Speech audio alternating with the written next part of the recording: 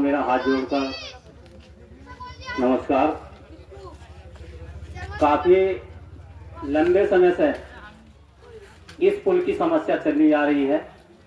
मैं भी कई बार गांव के अंदर जब आया हूँ यहाँ, तो नदी को पार करके जाना पड़ा तो हमें तकलीफ हुई। जब हम 2-4 बार जब यहाँ आए तो हमें तकलीफ हुई। जो लोग यहाँ प्रतिदिन निकल रहे थे उन लोगों की कितनी बड़ी समस्या होगी। तो मेरा निवेदन सरकार से यही है कि एक भूखा जो व्यक्ति होता है तो भूख का एहसास उसी व्यक्ति को होता है। अगर किसी को प्यास लगती तो उसे ही प्यास का पानी की अहमियत का पता होता है।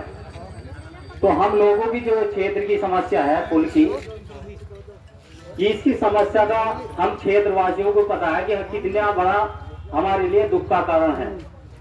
अगर हमारा कोई बच्चा अगर बीमार हो जाए तो नगर की तरफ हम उसका इलाज करने के लिए अगर लेकर चलते हैं, सामने हमारे सामने एक बहुत बड़ा पहाड़ की तरह ये नदी बह रही है, तो हम इस नदी को कैसे पार कर जाएं। इसी तरह से हमारे जो बच्चे हैं वो स्कूल की विद्यालय की तरफ अगर जाते हैं तो उनके सामने भी एक बहुत बड़ी समस्या पैदा होती है। या तो उन्हें अपने कपड़े भिगोकर या डूब कर जाना पड़ता है या उसका इंतजार करना पड़ता है। तो ये इंतजार की घड़ी 70 साल से चली आ रही है। कम से कम अब तो इस पर इंतजार की घड़ी खत्म होनी चाहिए और ये इस पर जल्दी से जल्दी शासन और प्रशासन को एक्शन लेना चाहिए। और मैं क्षेत्रवासियों से कहना चाहता हूं कि आश्वासन आपको बहुत सारे मिलेंगे अभी, और अपनी लड़ाई इन आश्वासनों पर ही नहीं छोड़नी।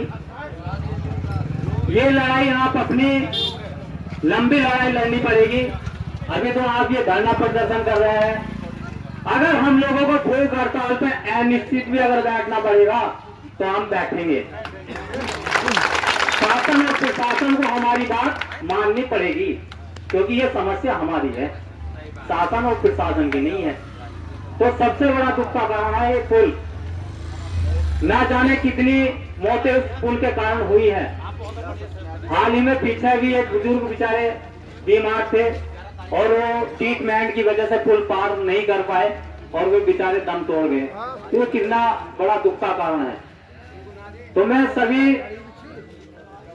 जो भी हमारे आदरणीय यहाँ अतिथिगण या प्रशासन की तरफ से आए हैं, मेरा हाथ जोड़ के विनती है कि इस समस्या को थोड़ा गंभीरता से लें, क्योंकि जो शिक्षित बच्चे हैं उन्हें भी बहुत पीड़ा हो रही है। रोज शिक्षा से वंचित हो जाते हैं और जो हमारे बीमार, चाहे वो महिला हो, पुरुष हो, बच्चा हो, वो भी बेचारे तड़प तड़प के मर जाते हैं और उन्हें समय पे ट्रीटमेंट नहीं मिल पाता। तो ये समस्या किसी एक व्यक्ति की नहीं है, किसी एक जाति की नहीं है, किसी एक धर्म की नहीं है, ये किसी व्यक्ति विशेष की समस्या नहीं है, ये सर्व समाज की समस्या है। इसमें सर्व समाज को मिलजुल कर इस लड़ाई को लड़ना चाहिए और इसमें आगे ही जब तक हमारी समस्या का समाधान ना हो इसे अनिश्चित चलाना चाहिए। सभी को मेरा धन्यवाद, नमस्कार।